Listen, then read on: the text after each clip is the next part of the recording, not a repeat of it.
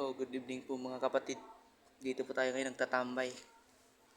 May konting tanong lang po ako sa kaibigan. Pre, paano yung Paano yung karanasan mo dito sa Pandibulacan? Medyo mahirap, pero kakayanin. Kakayanin. Tingin mo, tatagal kayo tayo isang buwan? Sa tingin ko, maabot naman dyan, pero wala eh. Wala. Kailangan. Bakit? Ano yung pamamalakad? Mahirap? Hindi naman sa ganun, hindi naman sa mahirap. Hindi naman mahirap talaga. Pero nakakasakal. Kailangan pagtiisin eh. Ayun na. Narinig niyo na. Narinig niyo na po. Kung gaano po kahirap dito. Yung totoo po kasi, ito po yung kwento po niyan. May nag-recruit po sa amin. Galing po kami Leyte. Ngayon, ni-recruit po kami ng nagngangalan po na wag na lang po nating banggitin, medyo mahirap. Pero sabi po ng recruiter, maganda daw po yung trabaho dito. May allowance po pagdating namin. Pero yung problema po, ilang araw kami hindi kami binagyan ng allowance. Mahigit isang linggo bago kami nabigyan ng allowance.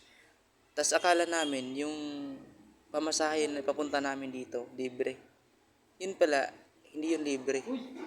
Tas hindi kami makakalabas dito kapag may utang. Nakakalabas lang po kami kapag walang utang.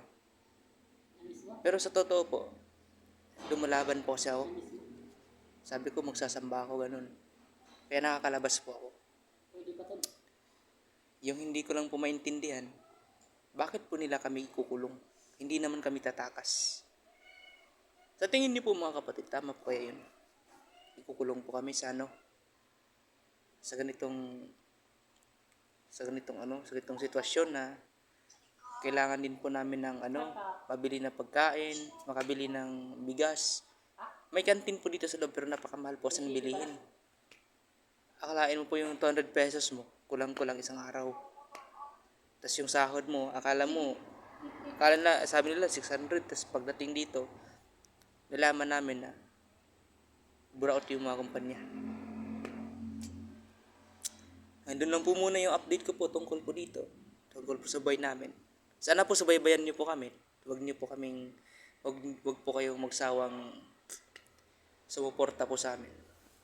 O magbabay ka na pre. Bye. Follow nyo po siya. Oh, paluin niyo po siya.